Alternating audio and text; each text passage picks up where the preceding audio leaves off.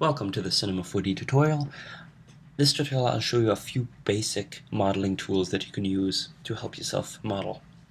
You'll notice this is probably a different Cinema 4D from previous ones that I've been using for my tutorials. This is Cinema 4D release 14. Everything that I'll be using in this Cinema 4D is existent in previous ones. A few changes have been made in the interface and menus up here, but I'll make it clear enough so that you can find it in case you're not using Cinema 4D Release 14. So, to get started, let's just create a primitive object. You can do this by going up to the Create menu, or in previous Cinema 4Ds it's the Object menu. Go to Object and create an object. I'm going to create a cylinder. Shortcut, just click on this icon here, click and hold, and select cylinder.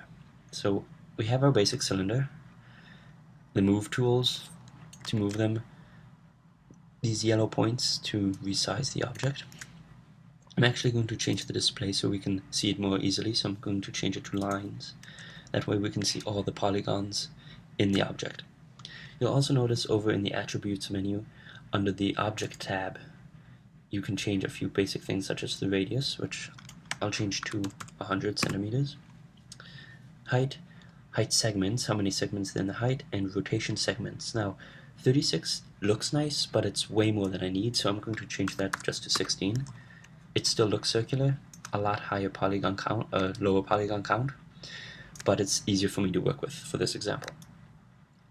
You can only access these menus before you make your object, put your object into edit mode.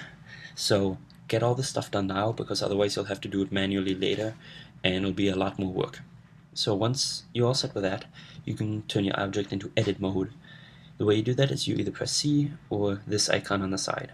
So you click it, and you'll notice the menu's changed, and the cylinder icon became a triangle. So if you didn't notice, if you click, you'll have a cylinder icon here, just a triangle here. Triangle means it's in edit mode, it is editable.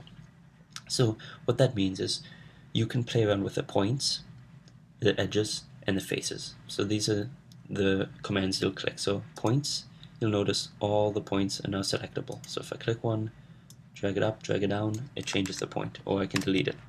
And that removes all the faces and edges associated with just that point. The edges, likewise, I can select the edges. I'm actually going to go into live selection, and that way I can drag and select multiple edges. And same thing with faces. Now I can select multiple faces at a time. If you have a more complicated object, or even this, and you want to select, for example, all the faces around the entire object really quickly without having to drag, shift drag, and rotate, you can do this by deselecting only select visible elements. And I'll change the display so you can see this more easily.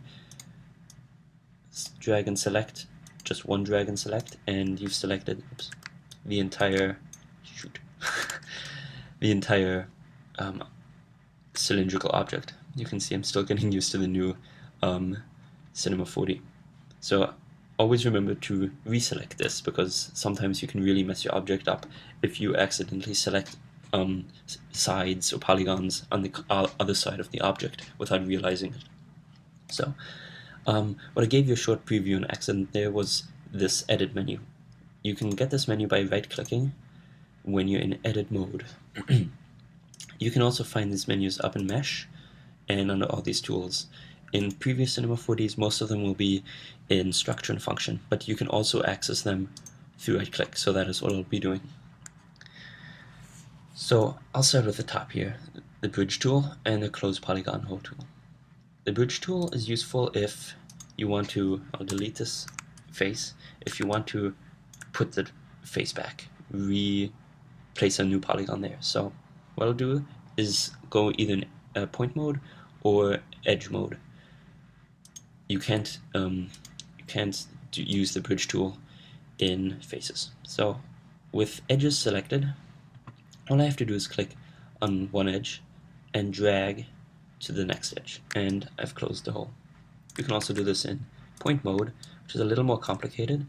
Just click, drag, and start on the same side, and you'll see the face is being created, and let go, and the face is back. So I'll just do it again, oops, there we go, and it's returned. For Close Polygon Hole tool, Cinema 4D uses an algorithm to basically try and find where the hole is in the object. So I'll create a hole that's kind of easy for it to figure out, and select Close Polygon Hole tool and select around here. You'll notice the whole thing gets highlighted and this circle gets drawn around where the hole is. So I click and the hole is covered up.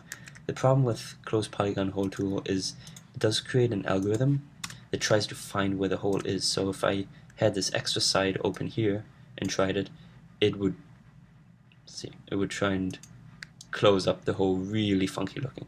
So fix all that. The next tool is the dissolve, which I'll be using with the knife tool. So first of all, the knife tool cuts new edges in the object. So if I click and hold, you'll see a white line gets drawn, and I just let go and it creates a straight line from my perspective. I say from my perspective. If I turn it, it's not straight anymore. So I'm going to cut the cylinder in half with this with the knife tool. So what I'll do is I'll go to the front view, click over here, go to the front view and deselect visible only, and click anywhere off the object about in the middle and drag. Now you'll notice I have no idea whether I'm perfectly straight here or not, or like 1 degree off. If you click and hold and press shift, you only get every 45 degree angle cuts. So I'm going to click shift and release. And what this does is it creates a nice cut of an edge around the entire cylinder. So now, for example, if I want to edit this, I can easily just drag one of these and have a little more editing power with the cylinder. But now, say you want to remove that edge, say you don't like it and you want to get rid of it, that's where the dissolve tool comes in. So what we first need to do is select all these loop edges. So you can either do this by shift selecting all of them, or go to select menu and choose loop selection and click somewhere on one of these edges, and it'll select the entire loop of edges.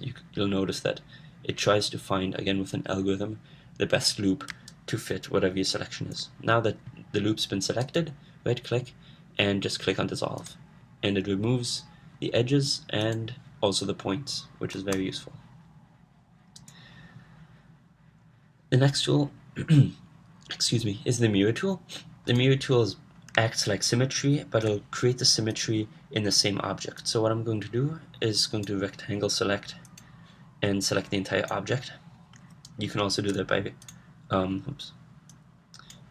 by command clicking A, selects the entire object, and I'm going to go into front mode again, you'll see why in a moment, and select mirror. Now if I click and drag, you'll see this white line. The white line is the mirroring axis. So I click and hold about here, and the same object is created equal distance from wherever that axis was. Now you'll have to remember that even though it is only selected that one object, it is still under the same cylinder object. So now basically I've created two cylinders known under the same cylinder object. What this means is if I go back into object mode, which is out of edit mode, and click and drag, it drags both of them. So you should know that, and I'm going to undo that. The next tool, slide, use that with edges, probably not so common with a cylinder. I've personally never had to use it, and what it does is you click and drag and it slides that edge wherever you dragged it. The weld tool is the next one. Weld is kind of useful because if you have multiple points and you want to connect those points into one point, that's where the weld tool comes in. So for example, Cinema 4D for some reason doesn't connect the caps to the cylinder body. So if I click and drag, you'll notice there's this gap here. But I want these two pieces attached. So it's one, so I can click on this point and drag the whole side. So what I do is I select both points here and there, right click and choose weld. What this does is it creates a line connecting all the points you've selected, and it creates a white dot at the center point. So if I just click anywhere off of these three dots, it'll connect them at the center point. but I want them to connect at this dot. So I just move my mouse very close to it and click. And now, if you select it again, it's one piece.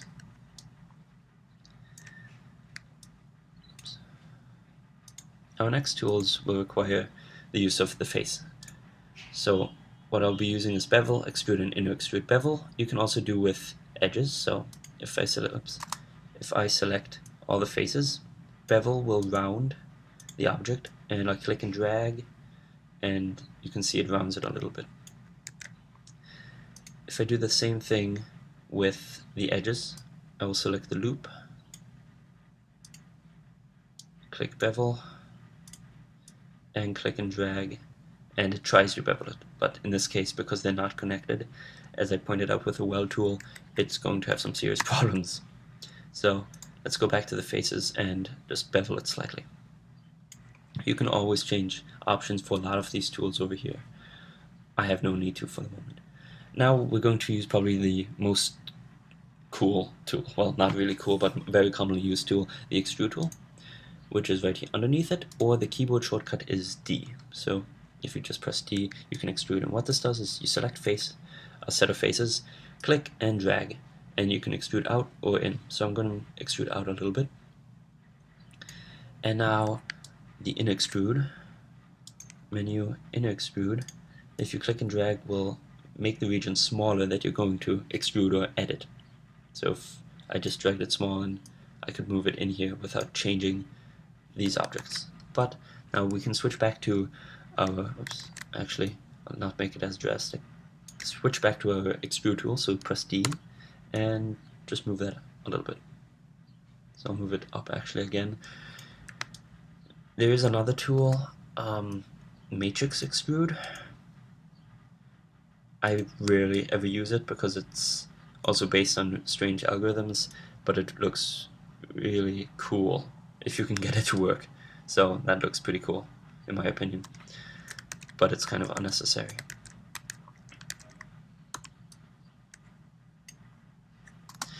Those are most of the tools you're going to need for editing an object. There are a few other tools you'll want to worry about. For example, if you want to make the object all triangles, just select it all, triangulate, and every polygon becomes a triangle. Same thing, untriangulate. Oops. Other than that, you have all the tools you basically need to model. Just have a creative mind, reference pictures, and know how to use them well. Thank you for watching.